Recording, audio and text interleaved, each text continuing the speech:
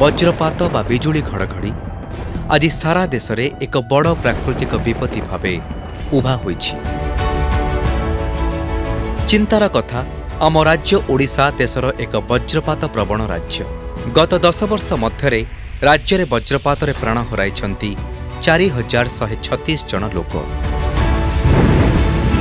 तेणु वज्रपात को राज्य निर्दिष्ट विपर्यय भावे घोषणा करिसेंती आम राज्य सरकार।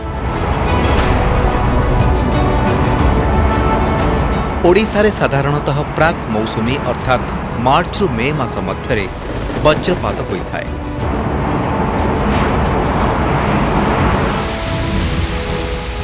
सेहीपरि मौसुमी छुईले अर्थात जून रु सेप्टेम्बर मास मध्य ओडिशा को अधिक वज्रपातर भय रही है।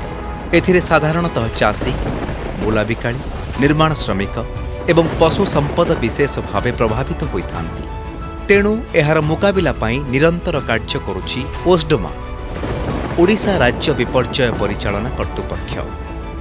विपर्यय परिचालना लागि अत्याधुनिक ज्ञानकौशल, प्रशासनिक स्तर रे समीक्षा और प्रस्तुति, सुदृढ़ मॉनिटरिंग नेटवर्क, ता सहित प्राक सूचना और सतर्कता को गुरुत्व देउछंती राज्य सरकार।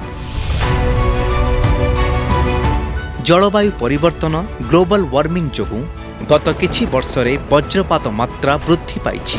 तेणु एहार मुकाबिला पाई विभिन्न पदक्षेप नेउछंती आम सरकार। मिशन तालगछ एहार एक बड़ उदाहरण। एहारी अधीन रे राज्य रे विभिन्न स्थान रे ताल गछ लगा जाउछि। एहा वज्रपात निरोधक भली कार्य करिब।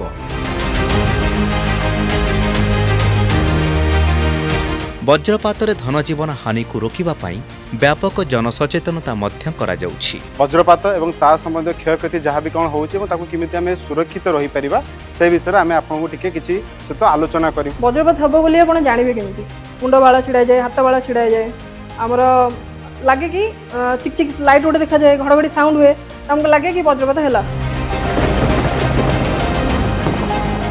आपण जानंती वज्रपात समय रे सतर्कता अवलंबन न कले एहा आपणक जीवन नहीं पारे।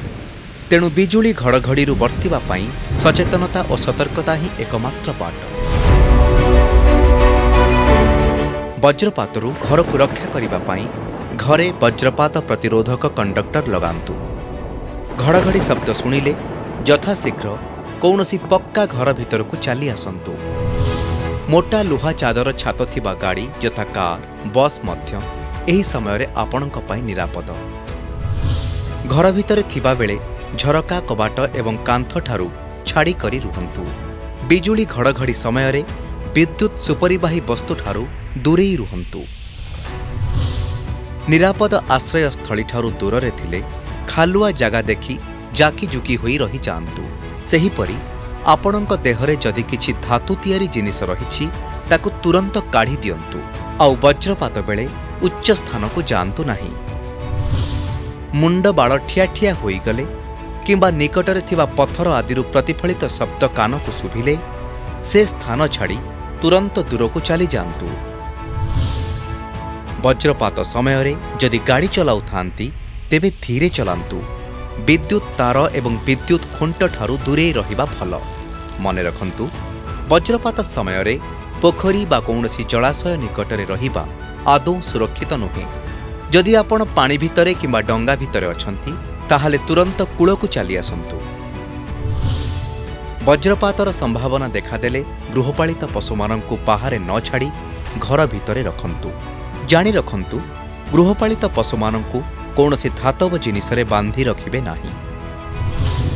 वज्रपात बेले विद्युत चालित उपकरण एवं तार युक्त टेलीफोन किंबा मोबाइल फोन आदौ व्यवहार करंतु नाही। जानी रखंतु खोला घर, गछ तळ किंबा तंबु तले आश्रय नेबा ए समय रे निरापद नुहे।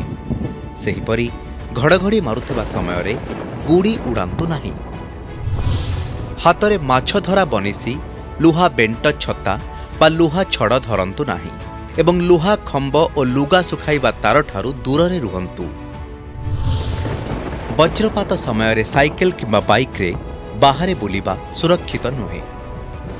आपणक जानिबा पई जरूरी कथा, वज्रपात हेउथिबा समय रे जदि घर बाहर अछंती एवं निजको असुरक्षित मने करुछंती ତେବେ ଶୀଘ୍ର ନଇଁ ପଡ଼ି ଆଣ୍ଠୁ ବଙ୍କା କରି ଆଗକୁ ଟିକେ ଝୁଙ୍କି ବସନ୍ତୁ।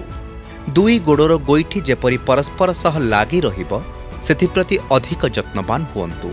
ବୈଦ୍ୟୁତିକ ଝଟକା ଗୋଡ଼ର ଗୋଟିଏ ଗୋଇଠିରୁ ଅନ୍ୟ ଗୋଇଠିକୁ ପ୍ରବାହିତ ହୋଇଥାଏ। ହାତ ପାପୁଲି ସାହାଯ୍ୟରେ ଦୁଇ କାନକୁ ବନ୍ଦ ରଖନ୍ତୁ। ଏହାଦ୍ୱାରା ବଜ୍ରପାତ ମାରିବା ସମୟରେ ଉତ୍ପନ୍ନ ଶବ୍ଦରୁ କାନକୁ ରକ୍ଷା ମିଳିଥାଏ। ଧ୍ୟାନ ଦିଅନ୍ତୁ ଯେପରି ଦୁଇ ପାଦର ଆଙ୍ଗୁଠି ତଳ ଅଂଶ କେବଳ ଭୂମି ସଂସ୍ପର୍ଶରେ ଆସୁଥିବ। ଏହାଦ୍ୱାରା ଶରୀରରେ କମ୍ ବିଦ୍ୟୁତ୍ ଝଟକା ଲାଗିଥାଏ। ଫଳରେ ବଜ୍ରପାତ ଭଳି ଏକ ବଡ଼ ବିପଦ ଆପଣଙ୍କ ଉପରୁ ଟଳି ଯାଇପାରେ। ମନେ ରଖନ୍ତୁ, ଟିକିଏ ସଚେତନତା ଏବଂ ସତର୍କତା ବଜ୍ରପାତରୁ ସୁରକ୍ଷା।